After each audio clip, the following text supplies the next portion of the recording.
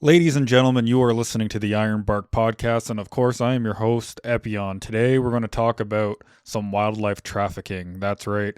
We have tiger cubs to songbirds, all kinds of things have been trafficked. It's a terrible story. This comes out of Project Thunder. It's Project Thunder. It's a beautiful project. It saved hundreds, if not thousands, of animals. It saved a bunch of animals. I love talking about this stuff because it really shows that there's a lot of bad stuff happening to wildlife and animals.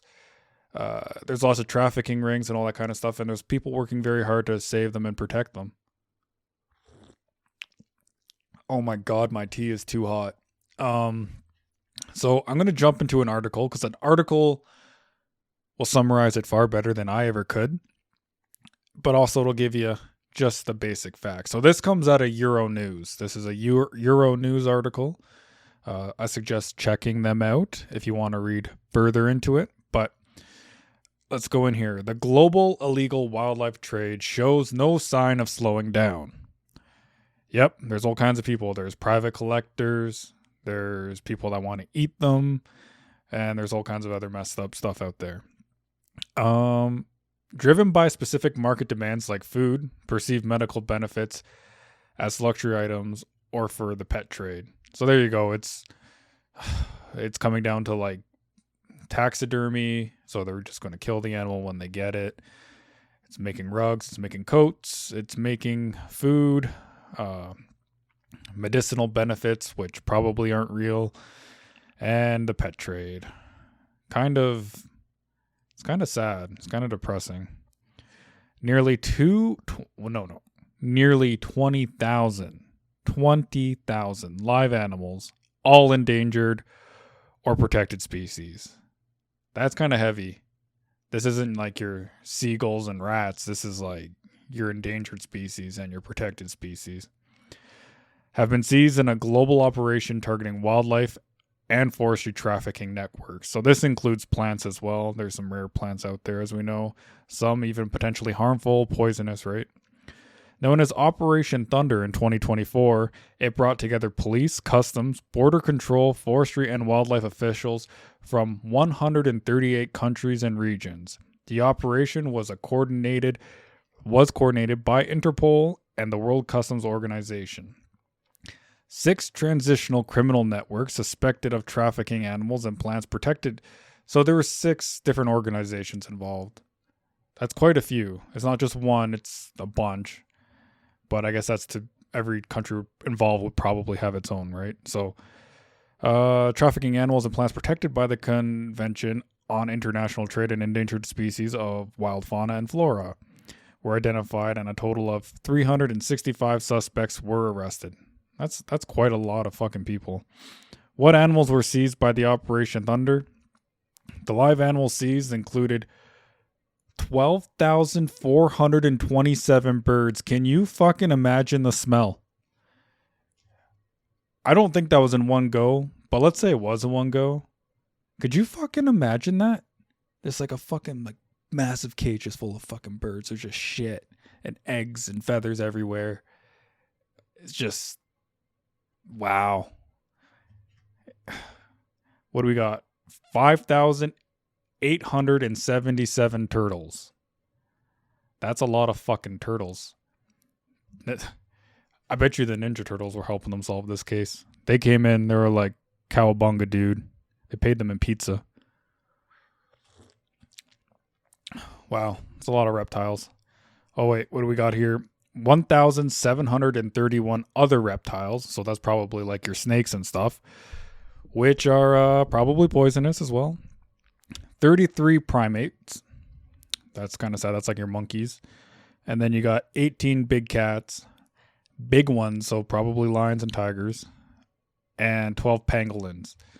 Pangolins, that's kind of a weird one. Do you remember when they were trying to say like COVID came from a pangolin? They're like, oh, it was a fucking So if you don't know what a pangolin is, it's like, it's an Asian animal found in Asia, I think. And it's sort of like an armadillo / anteater, kind of like merged into one animal. Kind of fits that, ecological niche. Rolls into balls and stuff. It's pretty cool looking, but It's also kind of slothy, with its long nails and stuff. But that's kind of wild, eh? It's wild to think about that. They tried blaming that on. They were like, COVID came from a pangolin. Now, like, people are collecting pangolins. Why are they doing that, huh? What are they up to? They ain't up to no good. You know what they're trying to do with these pangolins? Like, I don't think COVID came from a pangolin. That's still to this day. Like, I googled it earlier. I'm like, did COVID come from? I thought it was like a South Park thing, and I was like, the fuck? It's like there's still like articles out there. It's like, oh, it could have. It probably did, and it's like, did it? Did it though? Like, come on now. I don't.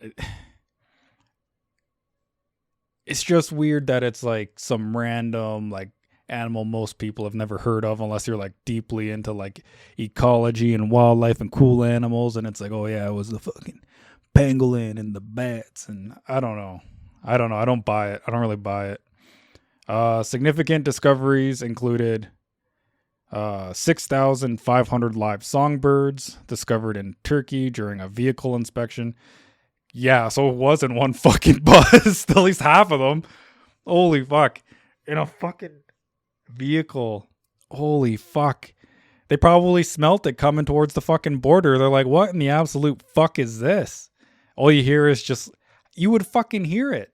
There's no way you're keeping all those fucking squawkers from squawking.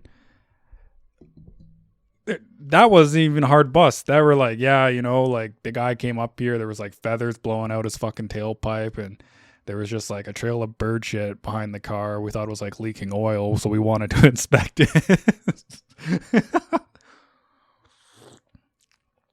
Oh, well, they never said criminals are smart, right? What do we got? What else? Inspection at the Syrian border and 5,193 live red-eared ornamental slider turtles. Red-eared sliders? Red sliders. I'm pretty sure that's the same thing, right? Or are they different? Because red sliders are just like normal pets you see at the pet store, though you don't want to release them into the wild, and a lot of people do, and they're actually kind of invasive in a way because they're very strong when it comes to like surviving. So they kind of outcompete all the other like native species of turtle. So you don't want to do that. But wow, that's kind of a weird one to be like, because like any country I think could more or less, it's probably a different turtle. I'm probably fucking this up, but I feel like other countries could probably domestically breed those and sell them in, like legally in the pet trade. Maybe there's some here that can't, so okay, whatever. But all right, from Malaysia, Chennai International Airport in India, many of these species are trafficked to meet specific market demands like food, perceived medical benefits as luxury items, or for the pet trade. Already read that. Organized crime networks are profiting from the demand of rare plants and animals, exploiting nature to fuel human greed. Oh, that is not good. Is it human greed, or is it just like weird human, like, maybe for some people, like there's some rich guys out there like, I want a room full of exotic animals and I want them all dead and placed on my walls and on beside my bedstands. But or is it just like, maybe it could be like, maybe these rich people that are like, oh, I want to have like this exotic food. I want to eat one of every animal on the planet so I can be complete when I die. You ever think about how like we can almost eat like every single animal on this planet, and it's like we can digest it, but like when it comes to plants, we can only eat very few plants in comparison. Like if you look outside your window and you look at all the plants outside you see, you can't eat like that tree you're looking at. You can't eat the grass you're looking at. You can't eat the shrub. You probably couldn't even eat like some of those berries, but like any animal that like walks across your property, you could eat it and sustain your life. It's kind of a messed up thought because of like obviously like we have like we wouldn't do that, but like like biologically you could. It's kind of weird. What do we have? There's far-reaching consequences. It drives biodiversity loss, destroys communities, contributes to climate change, and even fuels conflict and instability. God. Okay, you know what? I hate when articles do this kind of stuff. It's like, well, let's kind of like grease the wheels on climate change a bit here too. It's like, like, okay, like, it's not like you really want to extrapolate like everything it does, like down to like the most indirect minuscule way possible. It's like, sure, okay. Where possible, wildlife forensic experts collected DNA samples before animals were transferred to conservation centers. This DNA is crucial for supporting the prosecution of suspects, but it also sheds new light on trafficking routes and emerging trends. Booyah, forensics saving the day. That's cool. I like that. They can actually like use DNA to be like, okay, they originated in this region, or they came from this place, or the animals had like this and that and blah blah blah blah. That's cool. I like how we can science the shit out of things sometimes to like do some good in the world. Thousands of protected animal parts and derivatives, trees, plants, marine life, and arthropods were also seized alongside the live animals. So we got derivatives, so that's probably like horns, teeth, bone, trees. So like obviously there's plants, okay, like flowers, all that kind of stuff. Marine life, I guess that was probably didn't want to categorize all the fish, but in arthropods, what are those like your isopods and stuff, and like bugs? Those are bugs, right? Like exoskeletons. Anyway, we're also seized alongside the live animals. Let's see. We're seeing python skin belts and stuff like that. Timber represented the most significant seizures. Okay, with 441.9 tons, so mostly in sea cargo container shipments, a majority of other seizures. So the timber's a weird one because it depends on like, is it live or is it like, so is it a tree or is it actually like at this point it's been like harvested and now it's like a building material? That's a weird one, right? Because it's like that kind of trade happens like officially. And it's, I don't know, unless it's like a legal timber, it's like a rare tree and it's like, oh, some rich guy wants a really rare table. That's kind of a weird one. People are like harvesting rare trees and selling them. The global legal wildlife trade shows no signs of slowing down, and Europe is no exception. In the UK, for example, Interpol says there were more than 200 reported seizures of big cats, ivory turtles, tortoises, primates, marine species, plants, timber, and birds. I guess timber would be like a big deal because I bet you like people have like really nice houses and are like, it'd be a really exquisite desk if this was made from the last oldest tree in the world, or if, the trim around my baseboards could really be a nice rare oak. I don't know. I could see that being a thing. I could see that that makes sense to me. I could see that being a way bigger thing than like animals and stuff because it's like they want to have like a really lavish home. 8 tigers aged between 2 months and 2 years discovered in a suspected illegal breeding facility in Chechnya were also listed among the significant seizures from the operation. There has been a significant increase in the number of cases involving online trade. 10 popular social media platforms and online marketplaces were identified selling protected species ranging from animal parts, marine, all the same stuff I already said.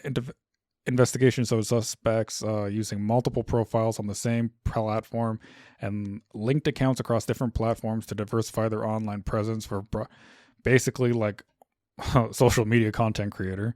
Another notable trend involving Europe was trafficking of species from South America. There were multiple seizures of parts of field species such as ocelots, which are like little cats, but are like wild cats, and jaguars reported in European countries, Interpol adds.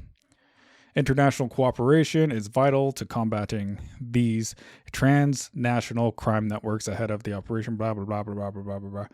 I don't think there's anything really more interesting left to say here. But yeah, goes to show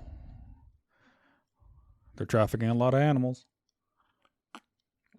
It's not good. It's not good. Like, you take animals out of the wild, there's less breeding pairs in the wild, less kind of like diversity for those species to succeed, especially if they're endangered, protected. It's not good. You destabilize, if they're like a rare species and they're filling a very specific ecological niche, like maybe they're the only things keeping out like this invasive tree beetle or something. And then you're removing them slowly and slowly, and the tree beetles are just becoming more and more. And now there's more dead brush, there's more dead trees, and now there's more fires. Like, it's that simple, right? It comes down to like you remove one key member. What do they call those? Like keystone species. You remove one of those, and that's it. That's over. Like, so it is very crucial that like you don't participate in this kind of stuff. It's very important, actually. It's also not humane. Like a lot of these things are probably being shipped in cruel and unusual ways. Many of them are probably dying along the way. They're probably like eating some of the ones that die. They're probably not being cared for the best way possible because they need to be like snuck across, right? So they're probably like confined, trapped. They're probably lots of time they want them to be quiet. So what they probably do, they probably rope up their mouths and maybe even like silence them in some ways. They might remove vocal cords. We don't really know, especially if they're only going to be used for food. Then they really don't care how they're going to be treated, right? They're going to be very inhumane. The only reason they're keeping them alive is so that they're fresher when they get there, or they can prove that that's the actual thing that they're selling. It's kind of warped. It's really warped. So if you're someone that participates in, buying exotic animals illegally, you shouldn't. And okay, maybe you're caring for it. Maybe you have a large property, you're down in Texas, it's legal to, have exotic animals and all that kind of stuff, but it's not, I don't think it is legal to import them, by the way. But when you participate in this, you might be taking care of the ones you're getting, but you're encouraging and enabling the continuation of this, and not all those animals that are being imported are going to have a nice life like the ones you're giving, the ones that you imported. For those 2 monkeys you have, 100 more were sold off for food, and they came in the same batch. Okay, yeah, you're saving them. Okay, well, you could save them all if you just reported that guy fucking doing it. You know what I mean? Like you would stop it. You could stop the whole thing. It's like, oh, you can never stop. I was like, all right, well, I don't know. You should probably let the authorities know if you know these kinds of people. Just putting it out there. I'm just going to put it out there. But if you're doing everything legally and it's allowed in your country and it's allowed in your jurisdiction, and they're not, like, you're not having some negative impact, then it's all kosher, it's all good, then by all means. But you make sure you provide that animal with a really good life, take care of it really well. I don't know, folks, what should I go into here? I wanted to kind of lay on that a little bit, but you know what? I might do another podcast this week, might give you a little twofer, might be a nice little twofer. I got a lot of like news to talk about, but I don't want to do it in this podcast because I wanted to dedicate it kind of specifically to that. I wanted to make the title that, but I'll treat you to a little second half bonus of this episode where I'll cover some of my social media content posts. They haven't been good. I haven't been good. I haven't been doing stuff. I've been basically just posting stuff from my camera roll. They're okay pictures. They're not the greatest. No one's liking my shit as much anymore. No one's really commenting as much anymore. I put up a picture of a mountain yesterday with a frozen lake. The title of it, I just put Burr. The next one, I kind of showed like the strata on a river with some mountains in the background. It's pretty cool. Some alpine. February 6th. Happy Tu B'Shavat. And that is a Jewish holiday. It's not an official Jewish holiday, but it is still a holiday. This year, Tu B'Shavat falls on February 6th. It's an unofficial Jewish holiday that is an ecological awareness day celebrated by ecologists and anyone who cares for plants. The planet is greener than ever in recorded history, indicated by satellite images. Let's continue to do good work and continue to plant trees, which absorb CO2 and produce oxygen for us. Enjoy this little video I took while hiking. It felt awesome to be surrounded by plants along the trail. Forgive my heavy breathing in the video, though. I was hiking, but it's just amazing. And it's pretty cool. Someone asked me that, like, have you ever been, like, touched by poison ivy, poison oak? Have you ever, broken out in a rash? And cool little tidbit of information about me. I'm not allergic to those things. It turns out a very small percentage of the population doesn't have a reaction to those types of plants. And I'm one of them. And I think that's really fucking cool. It's almost like I was like made for the outdoors. I was made to like hike and that kind of shit just because of that. But I did mention in the comment that I am apprehensive of one type of plant. That plant is hogweed, and I hope one day I can find a giant hogweed plant and take a picture of it, because that plant is so dangerous that it's like filming a wild animal. And most of the time when they are found, they're destroyed because they're so dangerous. they will leave a burn on you, like some kind of like chemical burn. It's not even an allergic reaction. This thing basically it's like dripping acid. It's a terrible plant, and it looks a lot like I think it's like ragweed or something. It looks like a very common. It looks similar, but it's just like a giant version of it. And it's crazy that there's plants out there that do that kind of shit. February 5th was Western Monarch Day. Today celebrates the monarch butterfly's nearly 3,000-mile long return back to California from all over the western United States as part of their seasonal migration. I look forward to seeing some of your phenomenal photos and videos this week. Also a reminder that monarch butterflies have seen a population decline. So, don't squash them and kill them if you can save one, save one. I put up another picture, just like a nice little lake shot from the summer in a little island. And I just said in the caption, another random photo from the summer while I was out and about in the mountains. Pretty straightforward. And that brings me to the content from last podcast. Sorry, I've been slumping on the content. It got kind of a little bit disheartening. The X payments changed a bit, not in my favor. It hasn't been good. I haven't really been reply guying as much on X anymore. X is in a weird thing. I might have to start putting my videos on YouTube and trying to chase that bullet. I don't know. X is kind of like, I'm not sure what's going on with it. There's a lot of bright ideas, but there's also a lot of people who are entrenched into making the money for it now, who are also kind of aligned with some of the employees. And I don't think there's not that those employees are specifically responsible for improving certain things on the platform and engineering. And the ones I had talked to, they say, yeah, we have to do more engineering. We have to do more engineering. And by that, I mean, more kind of like making it more video friendly, like YouTube and Instagram are. Those kinds of fleets and Vine, we got to get the short video, all that kind of stuff. Build it and they will come is something I've been saying to them. And I think that is something they're going to do. They're working on it, but there's a lot of people that sort of just like the niche that it fulfills right now on social media because it's sort of unique. There are a lot of things trying to copy it, but it's the original, so it's the most dominant one. And it kind of just wants to stick true to what it can do. But I'm hoping that advertisers truly do come back to this platform and advertisers advertise on content creators stuff, because I want to see those payments go out to certain creators. Right now it still favors kind of the controversy, the politics, It's hey, nature guy, I can do branding for nature stuff, no problemo, right? Hey, I can advertise your canoes, I can advertise your jackets, you know what I mean? That kind of stuff. It's you don't want to advertise a canoe on someone talking shit about conservatives or liberals. So, or fuck, maybe you do, I don't know. But it's that simple.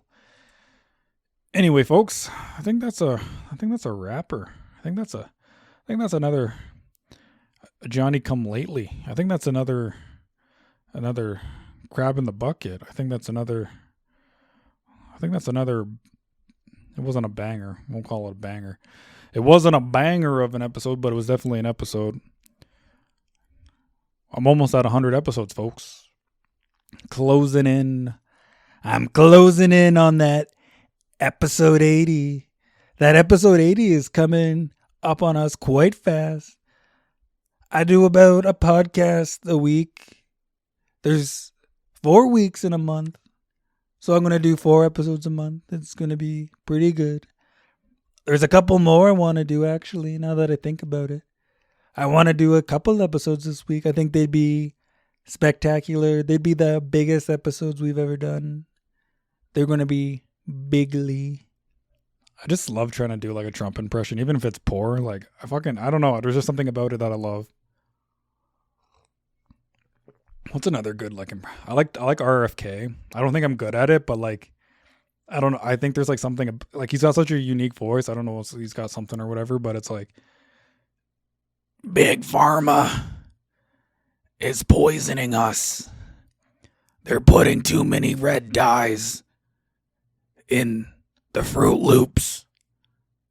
I've won every lawsuit. against the oil companies. I once saw a whale on the beach. I don't know. What am I doing? I don't even know. Don't get mad at me for doing impressions of people. I don't, I like everyone. Just chill out.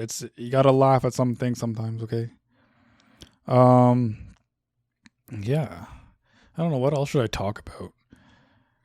I was having a discussion with a friend of mine on, you might like this if you're a little bit of a into like paranormal stuff. So we talk about Bigfoot quite often on the podcast here. But what about mermaids? Merfolk. Those mermaids. Merwoman.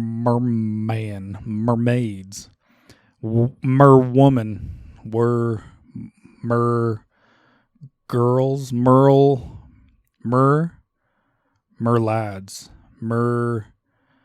Merpals, mer guys, mer people. What if those were real? And we were kind of like thinking about it. So here's what we were saying. We're saying, okay, so we know how there's human life, and we're like, humans are the most intelligent species on the planet. And, people say all dolphins are smart. That's not okay. But humans, they're the smartest. And it's kind of like, how come nothing else evolved to the level of intelligence that, hominids did, like, people. And I know there's like Homo floresiensis and all those other things, Neanderthal, like all those different things. But they're all kind of like cousins, or they could interbreed to some extent, so it was all kind of like the same thing. But how come there was nothing that was like vastly different? So like things have lived in the ocean for far longer than they've lived on land. How come nothing evolved in the ocean to experience the same level of intelligence as like a human? Kind of interesting, right? Because it's like, you think of all the thousands, hundreds of thousands of years, millions of years it took for people to come. It's like, what about like the water version of intelligence evolving like that? How come nothing like that learned to manipulate its environment? And I Googled this. I actually ended up Googling this, and there was a pretty good reason. Well, I don't even know if it was good. It was just like, it didn't have the same sort of dynamics needed of survival. And like certain things can't exist in the water that do on land, like fire, I suppose. But it was interesting. It's kind of interesting to think about. It's like, how come there's nothing that flies? It's kind of like, I guess, like the human brain, like the way the brain develops. It's like, I don't know. It's interesting though, right? And then like, so like you hear like these things about like mermaids, and then we went down like the aliens, like these like aliens living in the water, and then they're like, oh fuck, maybe mermaids are actually aliens, and they've always been there, and like all these things talking about mermaids are actually like aliens, or like mer people, but they're like, I don't know. It's like this whole like, we open up like a can of worms on like, what if? And then everyone was like, then we started talking about like, I can't remember if this was like the conversation with him or if I was like listening to like a podcast or stuff, but it was like, then you look at how long the dinosaurs were around for, and they were around longer than people have been for. And it's like, how come nothing reptilian or like dinosaur like evolved into like the level of intelligence of people as well? Or even like the things before that. You know what I mean? Like, how come mammals are the only ones that develop intelligent life over a long period of time? That's fucking interesting, isn't it? That's fucking something to think about. Like, that kind of like blew my mind when I thought about it. I'm like, how come like the like monkeys or whatever, apes, or common ancestor of whatever we are, how come that was the only thing that was able to form like intelligent life? It's crazy. It's crazy to think about. Get goosebumps thinking about that shit. Anyway, it's been a blast, folks. It's been a blast. I just want to leave you with that little thought experiment, a little paranormal, cryptid thought experiment, and the whys. And I know there's biologists out there like listening to this right now and being like, oh, it's because of this. Blah, blah, blah. But then like people start talking about like reptilian aliens and stuff, and maybe they do exist and blah blah blah. I don't know. I don't know, man. I don't know.